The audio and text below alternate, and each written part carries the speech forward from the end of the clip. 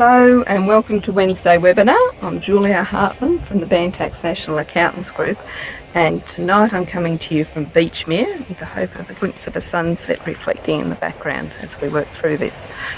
It's all about interest and keeping it tax deductible tonight, and in particular Wilma Domjan's case back in 2004.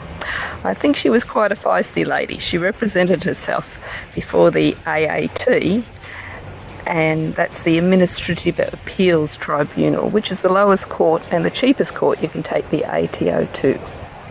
Back in 2004, it was common to pay tradies with cheques. The trouble was, Mrs. Domjan had one cheque account in her personal name only. So she transferred the money for the repairs for her rental property out of the rental property loan into that cheque account on several occasions to pay the tradie.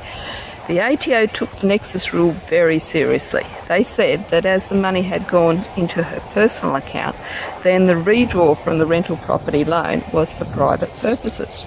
The AAT court agreed on all but one occasion. The AAT were also of the opinion that once the money had been mixed with private funds, it could not be separated, so the nexus with the loan was lost. On one occasion, when she transferred money into the cheque account, there was no personal funds in the account, the balance was zero. It was on this one occasion that the AAT accepted that the nexus had not been lost. Now, just imagine if this happened with a $100,000 renovation. So it's important to really be careful. Fortunately, these days we have electronic transfers. Don't put the money anywhere else, even if the bank force you to take it out of the loan account because of the way they set it up. Open a separate account and keep it only for that. Now, some commentators have said it should be okay if you have good records and the money going in and out of the cheque account is clearly recorded. This just shows they haven't read the case, because Mrs. Domjan was commended on what good records she had kept. Don't try and apply what you think is reasonable. Domjan's case made it clear that the ATO will look for any excuse they can to shake more tax out of you. Mrs. Domjan was even fined for not taking reasonable care because she relied on an ATO ruling that had since been replaced. Now, this is where it was a shame that she represented herself. The ruling had been replaced, but the new ruling did not address the issues she relied on in the old ruling. So it would have been reasonable to assume the ATO's position on that issue had not changed. The ATO would have known that, unfortunately, Mrs. Domjan in this case accepted too easily that it was her fault for not knowing about the new ruling. But don't think you can get out of it now because they brought out another ruling and just cover it. Just an example of what it's like before the AT with the ATO.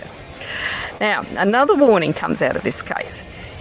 If you can't just pay back the portion of the loan that has been deemed to have lost its connection with the tax deductible purpose. So she might say, well, look, I took $180 out to pay the builder, but here I'll put the $180 back in, so now the loan's not mixed purpose, it's all still just for the rental property. Well, it doesn't work that way.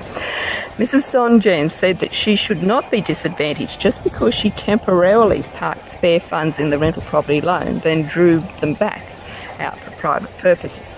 The ATO and the AAT ruled that once the loan was paid down, that part of the original loan had been paid off and couldn't be resurrected. So if the money was drawn back out, that part of the loan was borrowed for whatever purpose the redraw funds were put to. In Mrs. Domjan's case, it was considered a new loan for private purposes. Now, with all these drawings out of loan accounts that were not tax deductible, Mrs. Domjan had to apportion the interest on her loan. These are commonly called mixed purpose loans. At the start of the period, she had to work out what portion of the borrowings were for deductible purposes and what weren't. Then she would have to go through and look at each transaction to the account. If it was a deposit, then it had to reduce both the non-deductible and deductible portion of the borrowing on a pro rata basis. Each entry of interest was also apportioned on the basis of how much was owing for non-deductible purposes and deductible purposes. Then each withdrawal needs to be examined to see if it has a clear nexus between the redraw and the expense, and then added to the appropriate balance owing. Big job, better you do it than pay your accountant to work it out. And they don't really know what you'd be doing with the account, so it'll take them a lot longer. There is an apportionment calculator in the shopping section of our website, and that will make it a lot easier for you. Even if you could stand the record keeping involved with a mixed purpose loan, you can never pay off the non-deductible portion quicker than the deductible portion.